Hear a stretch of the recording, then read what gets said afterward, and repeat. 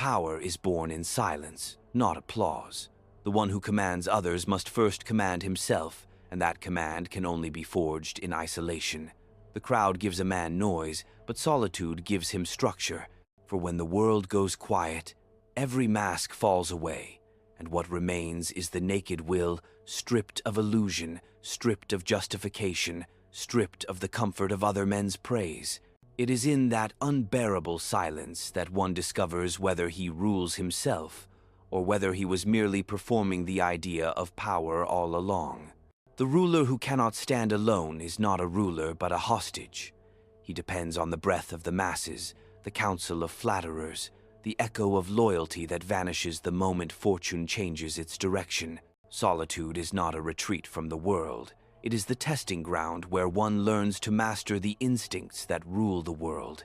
The one who fears solitude fears truth, and the one who fears truth will be ruled by those who do not. True power begins where dependence ends. The man who governs himself does not seek validation from allies or mercy from enemies.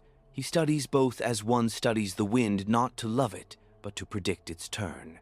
Solitude gives him the vantage point that the crowd cannot afford, the ability to see beyond friendship, beyond loyalty, beyond the trembling illusions that bind weaker minds. For friendship fades when interests diverge. Loyalty dies when fear dissolves, but self-mastery that survives every storm. Isolation purifies ambition. It removes the perfume from the poison, allowing one to taste its true bitterness. In the noise of company, ambition disguises itself as virtue, but alone, it speaks its true name, hunger. And hunger, when disciplined, becomes the architect of power. The man who learns to eat with his own shadow learns to feast on the world without losing his soul to it. The solitude of a ruler is not loneliness. It is a weapon. It grants distance, the necessary space between emotion and decision, between affection and strategy. Those who confuse empathy with leadership will soon discover that mercy, ungoverned by reason, becomes cruelty by another name. To rule is to choose, and every choice creates suffering somewhere. The ruler who cannot endure that truth will be broken by the weight of his own conscience. To rule is to act before one is certain, to decide while others hesitate, to speak when silence could save you, and to know that, at the summit of command, there are no equals, only the shadows of those you once trusted, waiting to see if fortune will turn against you. That is why solitude is not punishment. It is armor. The walls built around the mind that must remain clear when the blood begins to boil. A man who has not learned to think in solitude will never learn to think at all. He will borrow the minds of others, confuse approval with wisdom, and call compromise peace. But in truth, every man who seeks to lead must one day abandon the comfort of consensus and walk into the wilderness of his own reason. That is where vision is forged, not in agreement, but in conflict, not in harmony, but in tension. The prince in solitude learns what the crowd cannot teach, that people are guided not by ideals, but by appetite, not by justice, but by fear, not by reason, but by survival. And to govern them, one must not despise these instincts, but understand them. To control a beast, you must first study its hunger. To command men, you must first observe the patterns of their desire. Solitude sharpens that perception, stripping the illusions of morality from the machinery of politics. In solitude, one confronts the cruel geometry of life, that order is born from violence, that peace is the brief pause between conflicts, that loyalty is a currency traded only while profitable. The ruler must accept this without bitterness. Power is not evil, it is elemental. It moves through men like fire, through wood consuming some, refining others. Only in solitude does one learn which he is. The solitude of power is not chosen by preference. It is chosen by necessity. For once you ascend beyond the common noise, you realize that every voice around you has a motive. Every smile conceals a calculation. Every alliance conceals a dagger. To navigate this theater, the ruler must carry within him a silence that no deceit can enter. That silence, that uncorrupted core, is his fortress. Without it, he is prey, not predator. True power demands solitude because clarity is the rarest form of strength. The world seduces with distraction, opinions, emotions, the theater of morality. Solitude burns these away, leaving only the architecture of reality. And in that architecture, one truth remains.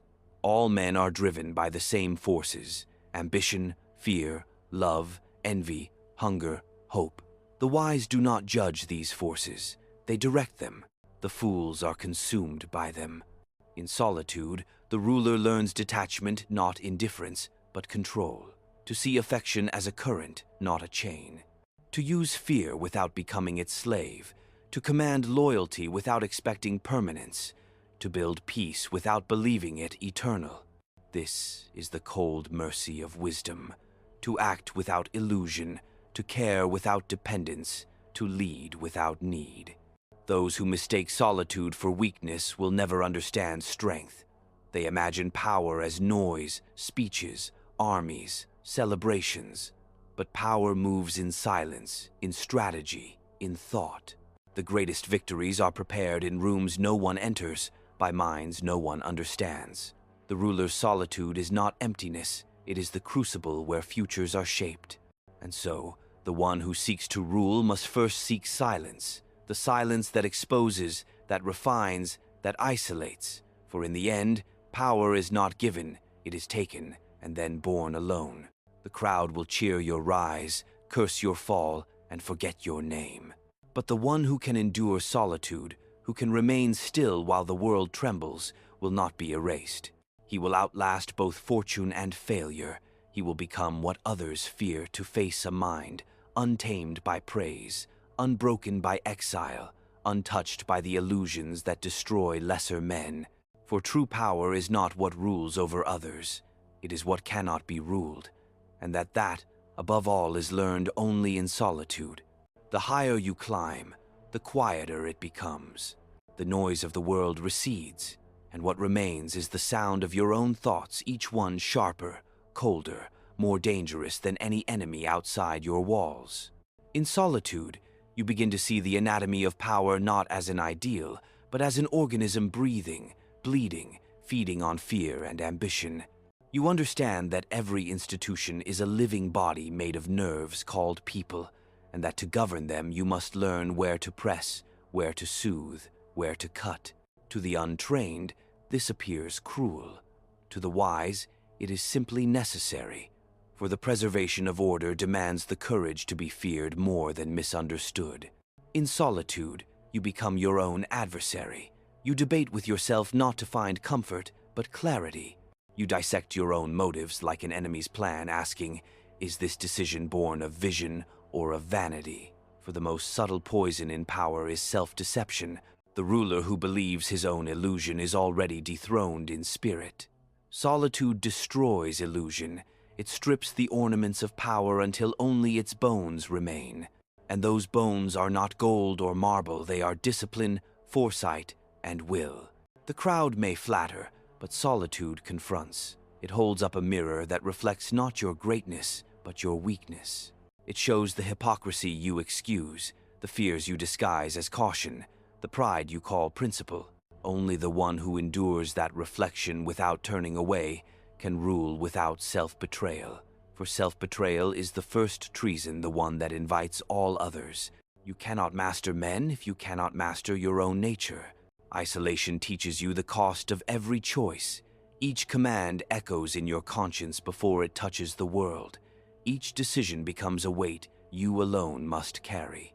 And yet, in that burden lies liberation. For when you no longer seek to share it, you no longer seek permission to bear it.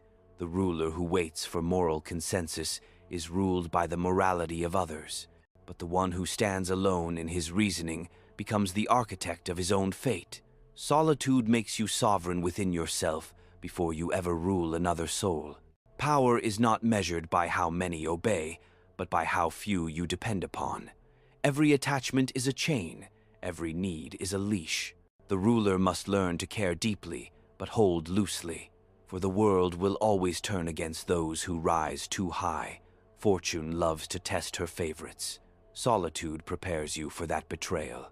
It teaches you to move without trust, to plan without certainty, to smile in the face of deceit. For the true ruler must wear two faces, one for the world, one for himself. The first commands allegiance, the second guards sanity. When the night grows long and no counsel remains, you discover the truth no book can teach. Power does not corrupt, exposure does. It reveals what was already hidden within. The coward becomes a tyrant, the wise become still, and the restless destroy themselves with movement. Solitude separates these men long before destiny does. It reveals who can withstand the silence of command and who will beg for the noise of approval. You will learn that solitude is not the absence of connection, it is the refinement of it. It is how you distinguish between those who serve the state and those who serve their reflection in its mirror. The courtier, the ally, the friend, each a test of your discernment. To see their motives clearly without bitterness, to use their ambitions without cruelty, to let them believe they act freely while they serve your vision. This is not manipulation, it is governance. Only solitude grants that distance of perception. And yet solitude is not without peril. It can harden the heart until it forgets why it beats. It can turn prudence into paranoia, vigilance into suspicion. The ruler must therefore return from solitude not as a hermit, but as a strategist, one who carries silence as a weapon, not as a wound. For silence is the language of those who understand time. They act when others react, they wait when others rush, they endure when others collapse. In solitude, you see that most of humanity lives in masks, citizens, soldiers, lovers, priests, all actors in the theater of order. The wise ruler directs this theater not by tearing down illusions, but by mastering them. For illusions are the instruments of stability. They bind the masses to a shared dream. To shatter them without offering a stronger one is not enlightenment, it is chaos. Solitude teaches the ruler that truth, when used recklessly, is as destructive as ignorance. He learns to measure truth like medicine, enough to heal, never enough to kill. The longer you dwell in solitude, the more you see that history is written not by the righteous, but by the relentless. Those who can endure isolation, who can think while others tremble, who can make decisions that stain the soul but preserve the realm, these are the unseen architects of peace.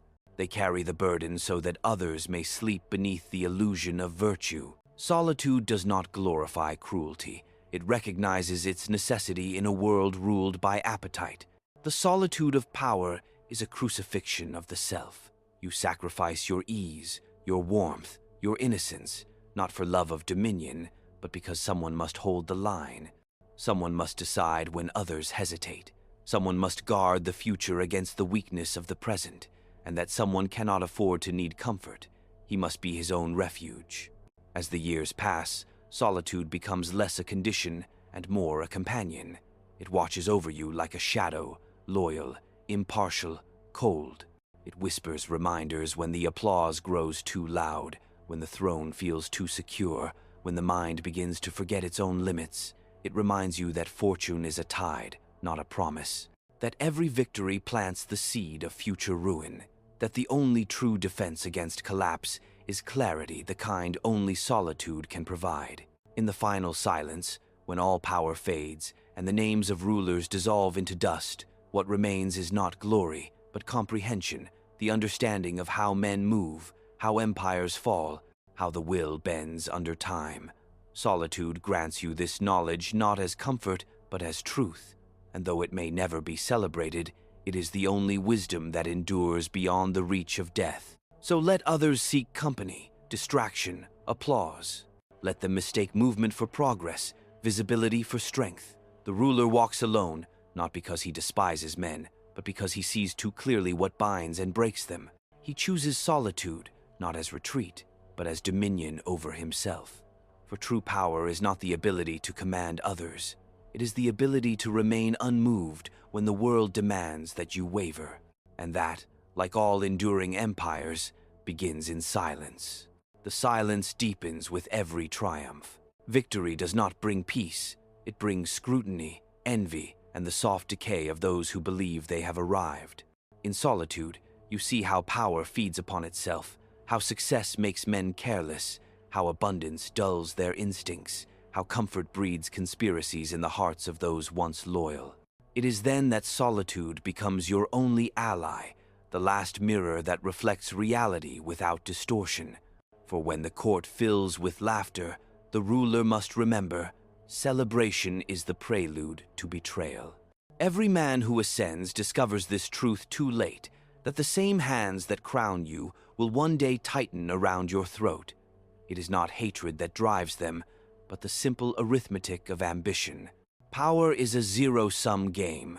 What you possess, others must be denied. Solitude teaches you to see this not as tragedy, but as equilibrium. The balance of human desire ensures that no throne is ever safe, no loyalty eternal, no peace without vigilance. To lead is to walk through a garden of daggers disguised as roses. The scent of admiration masks the rust of deceit. Those who flatter you seek protection, those who oppose you seek revenge. Only those who remain silent, those who observe without declaring, are dangerous enough to respect. Solitude allows you to read the eyes that words try to conceal, to sense betrayal before it matures, to strike not in anger but in anticipation. For the wise ruler acts not out of reaction, but out of understanding.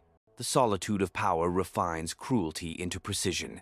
It teaches that mercy and punishment are not moral choices, but instruments of order. Mercy without discernment invites rebellion. Punishment without purpose breeds despair. The ruler must wield both like twin blades, measured, necessary, unhesitating. In solitude, you learn that every act of governance is an act of surgery, to cut just enough to heal, never enough to mutilate. Those who rule with emotion destroy the body they seek to preserve. There will come a time when solitude turns into prophecy. You will see events unfold before they occur, because you have studied the rhythm of men, their patterns of fear, their predictable betrayals, their restless hunger for recognition. To the untrained, it appears as foresight. To you, it is merely the logic of power repeating itself. Nothing in politics is new, only newly forgotten. Every generation rediscovers the same vices in new costumes. Every rebellion is the echo of an older one. Solitude allows you to hear these echoes clearly. The ruler who lives among men must learn to be both actor and audience. He must play the roles demanded by circumstance, but never forget that the stage is temporary. Solitude is his backstage, the only place he can remove the mask and speak to himself without witnesses. There he reviews his own performance, not with vanity, but with calculation. He asks, did I convince them? Did I control the narrative? Did I move the hearts of men, or merely their mouths?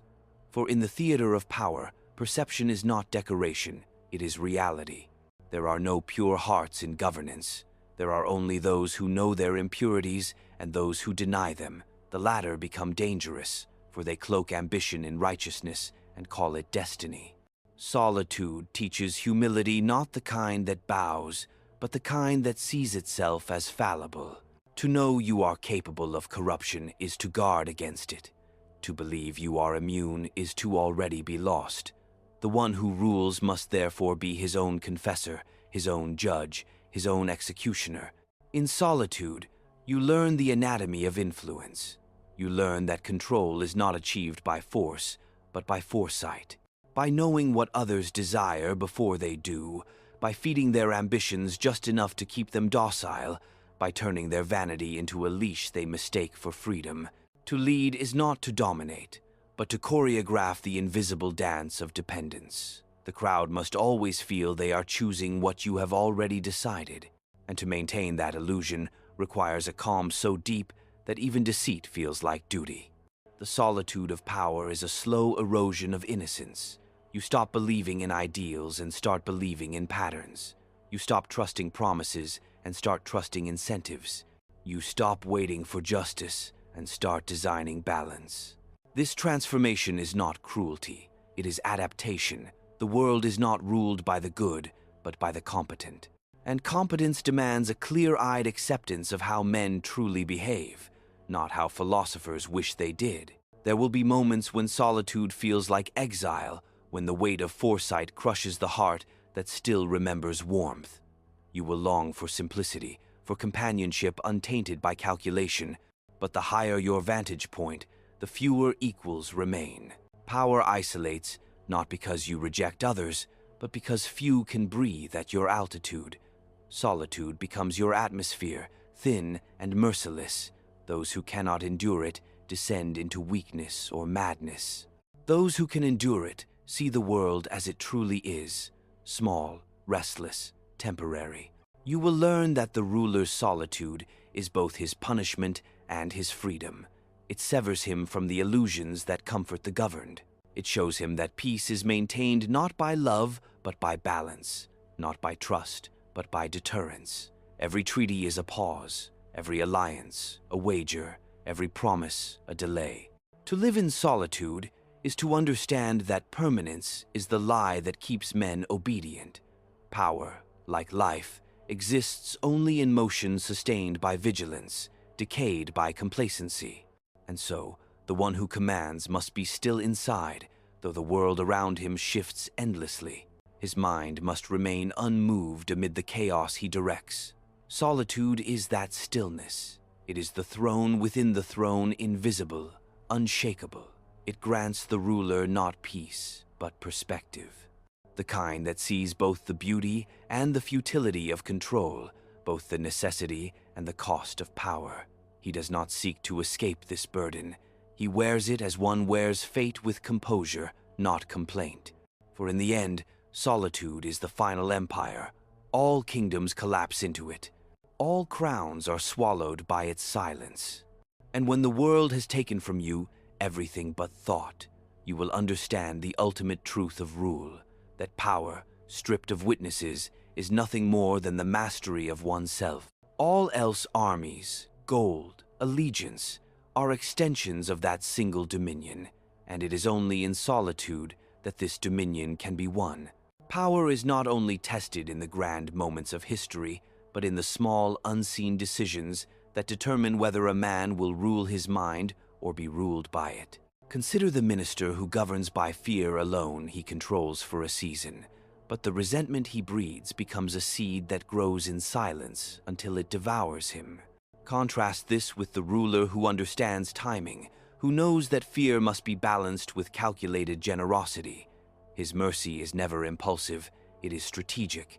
He forgives not because he is kind, but because he needs his enemies alive long enough to become useful. Solitude teaches him this arithmetic of necessity, when to punish for effect, when to reward for control, when to remain silent so that others reveal themselves. In the solitude of statecraft, the ruler begins to see patterns invisible to those who dwell among noise. He notices how the ambitious reveal their weakness through urgency, how the loyal often hide dependence beneath devotion, how the pious use morality as camouflage for power. He tests them not with confrontation, but with opportunity. Offer a man a taste of influence, and his true character will surface faster than interrogation. In this way, solitude becomes an invisible laboratory, the testing ground of human nature. When governing a city or a nation, the ruler must resist the intoxication of speed. The people cry for action, for spectacle, for change. But the wise ruler waits. He lets chaos ripen until intervention becomes divine rather than desperate. The fool acts quickly and earns gratitude for a moment. The strategist acts late and commands reverence for a lifetime. Solitude sharpens this patience, the ability to endure discomfort without reacting, to outlast storms by appearing still. Consider the general who loses half his army but preserves his discipline. His subordinates whisper that he is heartless, yet his restraint is what prevents total collapse. Or the statesman who makes a treaty that insults his pride but preserves his country history will call him weak, but time will call him wise. Such choices are invisible to the crowd because they are born in the privacy of conscience. Solitude gives the ruler that clarity, the courage to look foolish today so that the realm might survive tomorrow. In solitude, you learn that betrayal is not always treason. Sometimes it is the price of foresight. The advisor who defies you today might save you from a greater mistake tomorrow. The ally who abandons you teaches self-reliance more effectively than loyalty ever could. The rival who challenges you forces your strategy to evolve. Only the ruler who views these not as insults but as data can survive the shifting tides of power. To take offense is to surrender control. To take note is to expand dominion. A modern prince understands that power has migrated from thrones to networks, from armies to algorithms. Influence now travels through screens rather than soldiers, through perception rather than decree. And yet, the principles remain unchanged. He who controls attention rules emotion. He who rules emotion rules behavior. But to manipulate such invisible empires requires the same solitude as a battlefield commander. For digital noise is a new form of chaos. It blinds the impulsive, seduces the vain, and exposes the careless. The ruler who cannot detach from constant visibility becomes a prisoner of the crowd he believes he leads. Solitude is now the only sanctuary where thought can remain uncorrupted by performance.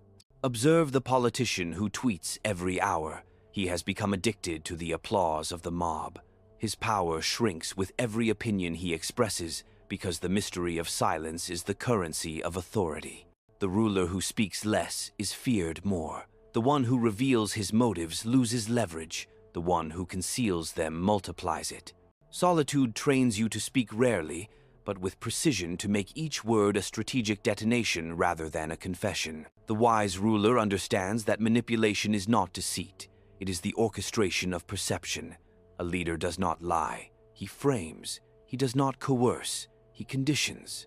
He does not suppress dissent. He redirects it into spectacle. When the people are given enemies to hate, they forget to question those who lead them. When they are given dreams to chase, they forget to count what they have lost. The ruler who masters illusion maintains order without bloodshed. And yet, this mastery requires a mind unclouded by its own propaganda, a solitude immune to its own performance. The solitude of command teaches that institutions are like living organisms. They thrive when tension is balanced and decay when comfort dominates. Too much fear and the state fractures under paranoia, too much liberty and it dissolves into chaos. The ruler must therefore be both gardener and predator, nurturing the useful, pruning the dangerous, devouring what threatens the root. To the unwise, this appears merciless. To the disciplined, it is maintenance. Solitude also grants insight into the invisible empire within the hierarchy of your own impulses. Desire commands ambition, fear commands caution, vanity commands blindness. Only by isolating yourself can you observe this inner senate and decide who speaks first. A man who does not rule this parliament within himself cannot hope to rule any kingdom beyond. Thus, solitude is not only political, it is anatomical. It is the study of the mind as a microcosm of the state. When a leader studies history in solitude, he discovers that collapse always follows indulgence. Nations rot not from poverty, but from ease. Empires fall not from weakness, but from pride disguised as virtue. Rome decayed when its citizens demanded bread and games instead of discipline and duty. Modern states decay when comfort replaces courage and compassion becomes a currency of self-pity. The ruler who sees this decline must sometimes act against the heart of his own people to preserve their future, and solitude gives him the cruelty required to save what sentiment would destroy. Imagine a sovereign faced with famine. The mob demands relief. The treasury is empty. The compassionate ruler feeds them by debt, and in time, they devour the state. The cold ruler rations mercilessly, and though hated, he preserves survival. History will paint him as ruthless, yet without his solitude, his refusal to be governed by pity, there would be no nation left to remember his name.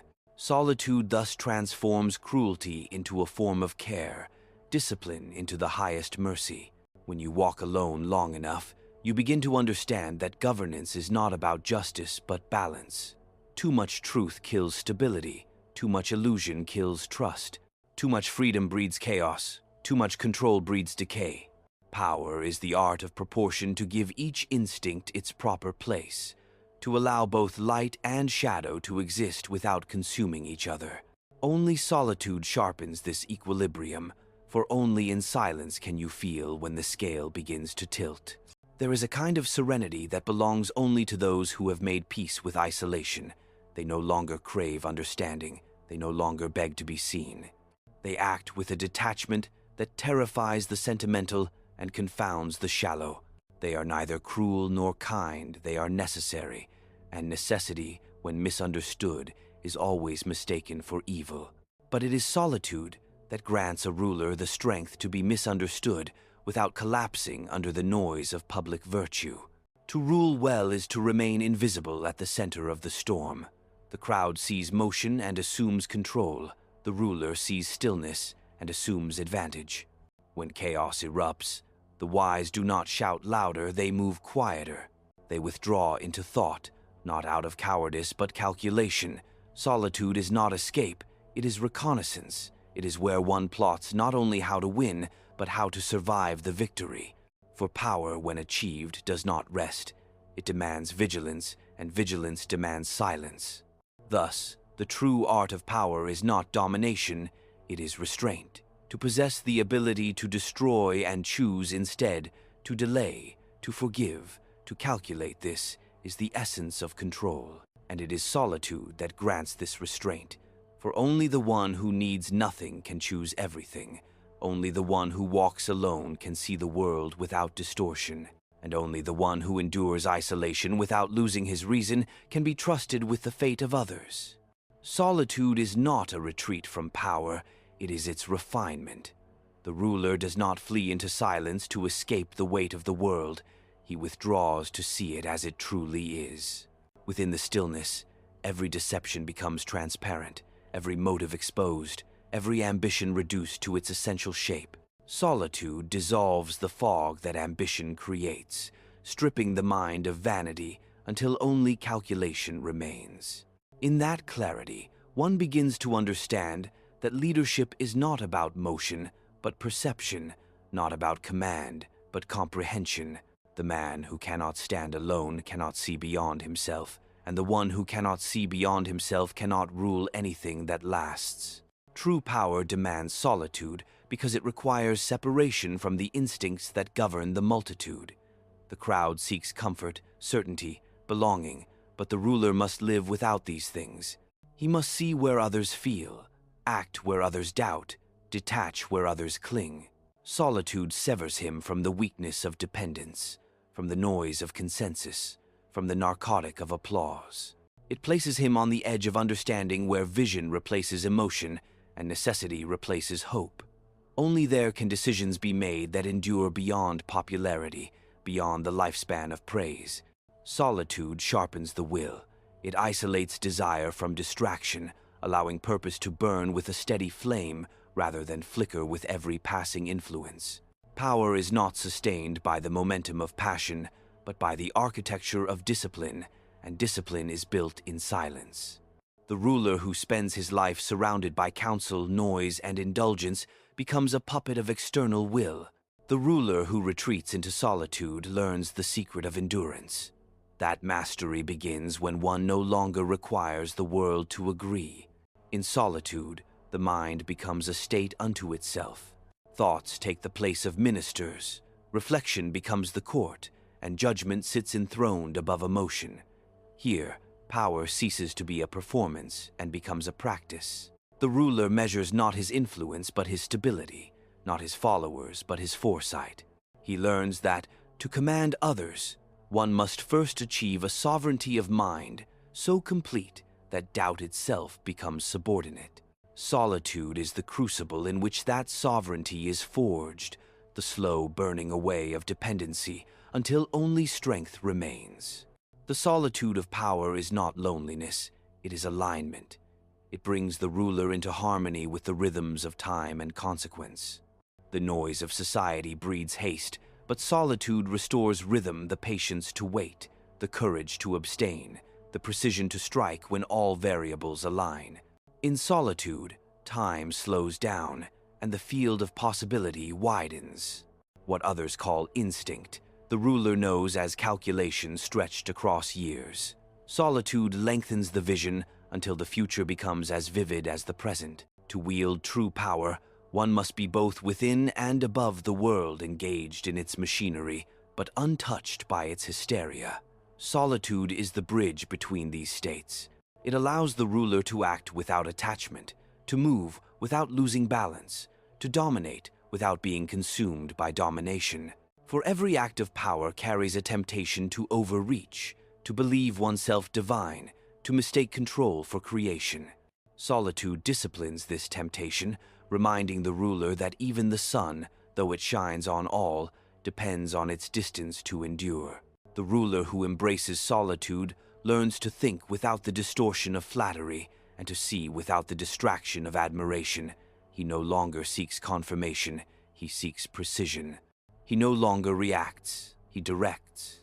His solitude becomes the command post of reality, where the heart and the mind negotiate peace under the supervision of reason. This is not detachment born of arrogance, but of necessity. To lead is to stand between chaos and order, and only the one who stands still in that space, unmoved by either, can prevent both from consuming each other. Solitude gives birth to proportion, the balance between vision and limitation, strength and fragility, will and consequence. It reminds the ruler that all human order rests upon invisible scaffolding, the faith of the governed, the perception of legitimacy, the illusion of stability. To preserve these without deception requires the rarest of virtues: clarity without cruelty, authority without vanity, command without corruption. And these can only be cultivated in silence, where the ruler confronts himself not as image, but as mechanism. The solitude of power strips away all illusions of control. It teaches that power is never owned, it is only held, like breath, between the lungs of fortune and necessity. The wise ruler accepts this impermanence not with despair, but with precision. He acts as if eternal, but thinks as if temporary. Solitude teaches him to measure each move as though it were his last, to speak as though history listens, to build as though decay were already underway. This dual awareness of immortality and mortality is the essence of composure. True power demands solitude because solitude demands truth. And truth, once embraced, is the most ruthless advisor a ruler will ever know. It kills delusion, strips away comfort, and forces the mind to operate without anesthesia. But in this pain, clarity emerges, a clarity that sees betrayal before it happens, collapse before it forms, weakness before it infects. The ruler who can endure this clarity gains dominion not over others, but over inevitability. He ceases to react to fate. He begins to shape it. In the end, solitude is not the price of power, it is its proof. It separates the pretender from the sovereign, the ambitious from the enduring, the loud from the wise.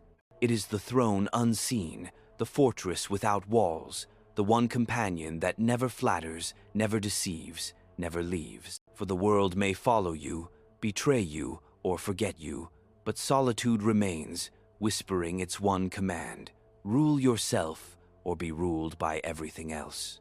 ChatGPT Danoi. Power endures not through emotion, but through proportion, through the cold discipline of knowing when to advance and when to wait. The solitude of the ruler is not the luxury of reflection, but the condition of survival. When every voice around him seeks to bend his will, when every alliance conceals its own advantage, only solitude provides the ruler a mirror untainted by ambition. The absence of noise is not emptiness, it is the removal of distortion. Within that stillness, he can measure men as they are, not as they present themselves. The ruler who understands solitude recognizes that the world is not governed by justice, but by momentum. Fortune favors the vigilant, not the righteous. She rewards the one who anticipates her shifts, who has built reservoirs of strength while others celebrated their victories. Such foresight is only possible in isolation, away from the intoxication of success, away from the counsel of those who speak to please rather than to warn. For in every court there are more tongues than truths, and the ruler who listens to all will act for none. True solitude is strategic distance. It allows the ruler to see the battlefield of life in its entirety, to weigh the loyalty of men against their capacity for fear, to separate the temporary from the durable. He learns that all alliances decay, all affection cools, all enthusiasm wanes. The wise, therefore, construct systems that function without the purity of loyalty, mechanisms of duty, reward, and necessity that keep men obedient even when their hearts rebel. Solitude teaches him this, that affection is a frail chain, but structure endures. A prince who governs by emotion loses to the one who governs by observation. Those who love him will one day envy him. Those who fear him will one day serve him. Both forces can be useful if kept in balance. But balance is not found in councils or assemblies. It is born in the solitary mind that has observed the nature of men and accepted its limits. The ruler who clings to idealism will find himself governed by those who do not. It is better to see the world as it is and rule it than to dream of what it should be and perish beneath its reality. Solitude trains the ruler to think in layers, to understand that every act of governance has two faces, the visible and the hidden. The visible is what men judge, the hidden is what preserves the state. To conflate the two is fatal. It is better to be accused of cunning than of incompetence, for the former invites fear, the latter contempt. Solitude sharpens this instinct, to act decisively without explaining, to conceal necessity behind appearance, to turn inevitability into design. In solitude, one also learns the rhythm of decay. Every power has a lifespan, every institution an invisible wound that spreads with time. The ruler must recognize the early signs, the erosion of discipline, the rise of sentiment, the fatigue of prosperity. Decay begins when pleasure replaces purpose. To reverse it requires cruelty of vision to cut away what is beloved, to remove what flatters, to restore fear where complacency has settled. Only solitude grants the coldness needed to perform this surgery without hesitation. Solitude refines ambition from hunger into order. Most men seek power to be seen. The wise seek it to endure. Visibility is temporary. Structure is eternal. The ruler must act as an architect, not an actor, constructing systems that outlive applause, shaping institutions that maintain stability even after his death. This is the ultimate test of power, whether the state survives its creator. And that vision, that detachment from the vanity of recognition, is only conceived in solitude. He who cannot endure isolation will never hold authority for long. The public devours those who need its affection. They turn admiration into dependence, dependence into weakness, and weakness into rebellion.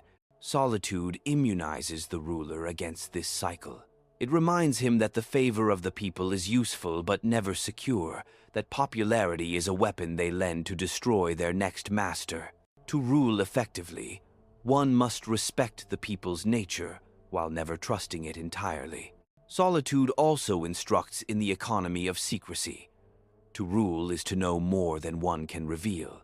Knowledge loses its force when shared without necessity. The ruler must treat information as gold concealed, guarded, and used sparingly. Those who speak too much invite chaos. Those who conceal too much invite revolt. The art lies in revealing enough to sustain faith, but never enough to forfeit advantage. Only a solitary mind, disciplined by restraint, can maintain this equilibrium.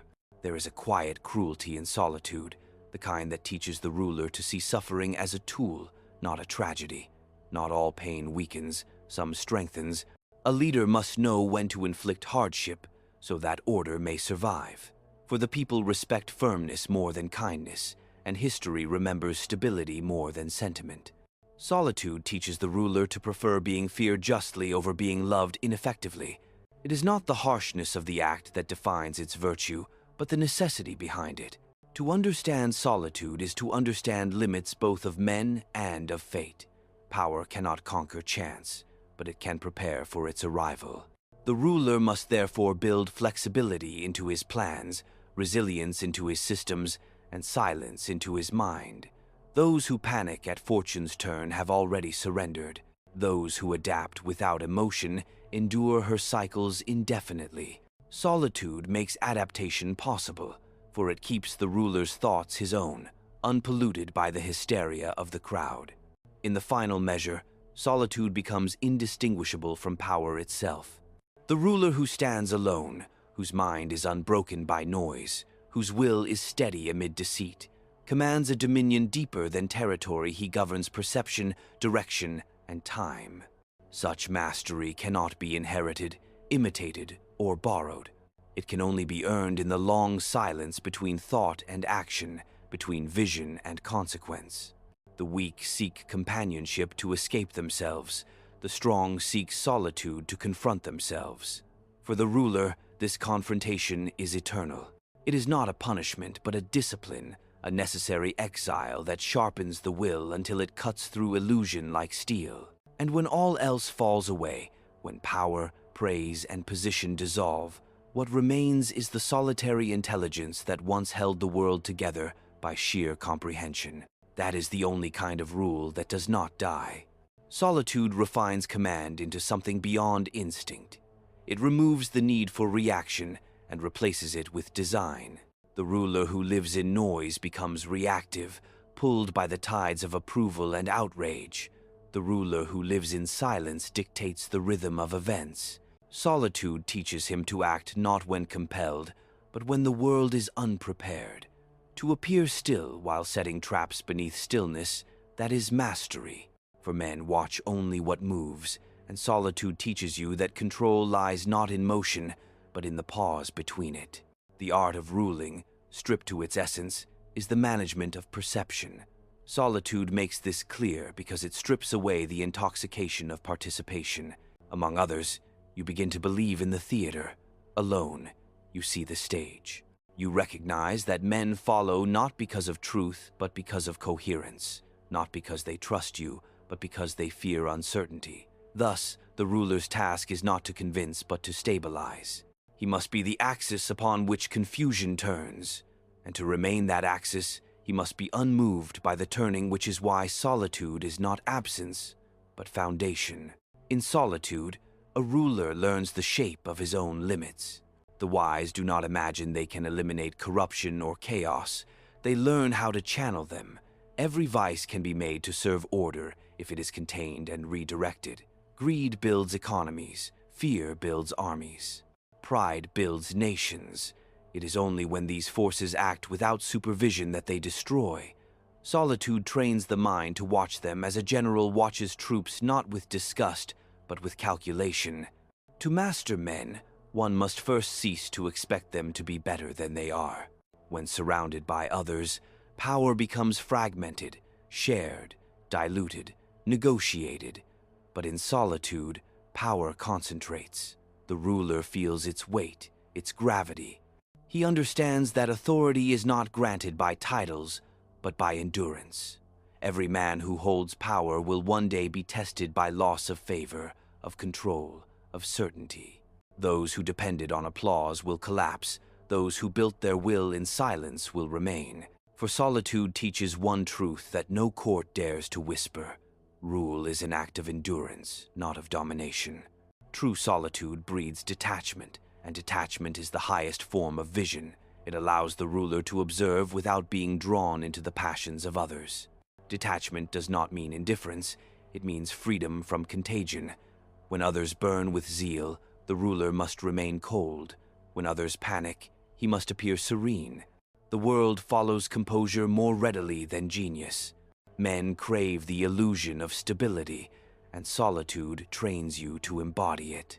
A ruler who lives too long among his people forgets how fragile loyalty is. Familiarity breeds contempt. Distance breeds awe. Solitude maintains the invisible boundary that power requires, the separation that turns a man into a symbol.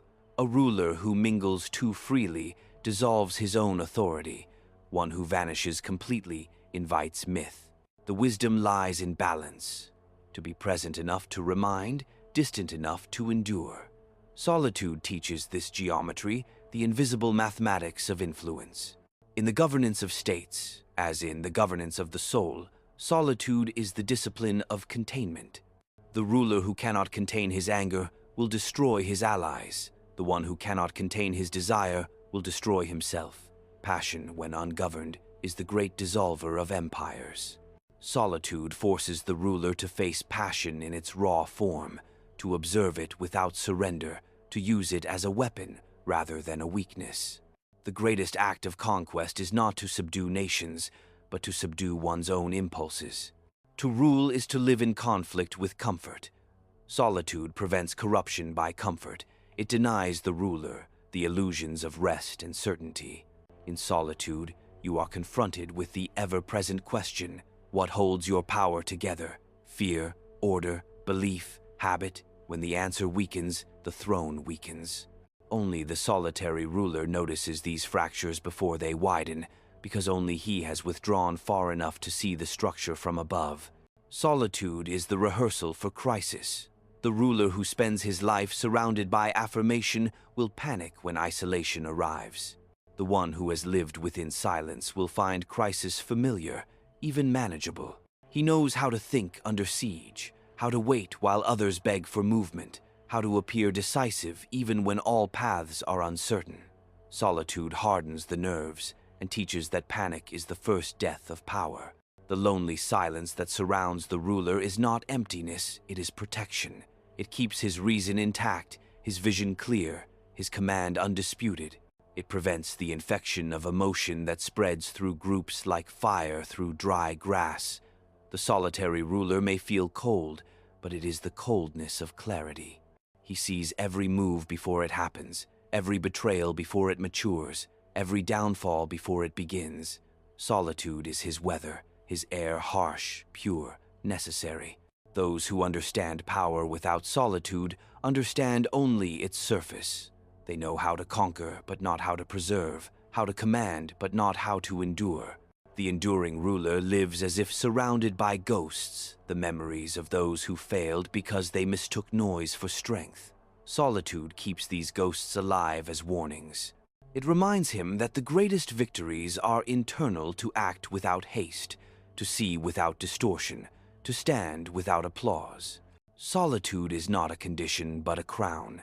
It sits invisible upon the mind of the ruler, heavy yet unbreakable. It reminds him that true dominion begins when he no longer needs to prove it, when the world's voices fade into whispers, and the only dialogue that remains is between his reason and his resolve. That is when power becomes pure, and that purity, once achieved, cannot be taken, only surrendered. In the end, the ruler stands alone, not abandoned, but complete. Solitude has become his throne, his armor, his final teacher. He no longer seeks to be understood, for understanding is the refuge of the weak. He seeks only to see clearly. In that stillness, he knows that power was never possession, only stewardship, a burden passed from hand to hand, preserved only by those who could bear its silence. The crowd will forget his name, but not his order. History will erase his image, but not his structure. Such is the destiny of those who rule from within, to shape the world without needing to be seen by it. Solitude, once his punishment, becomes his peace. For the one who has mastered himself has already mastered the world. And when the final curtain falls, when every voice fades, every allegiance dissolves, and every illusion burns away, what remains is the unbroken mind, calm and unmoved, standing where others fled. That is true power, and it is always, inevitably, alone.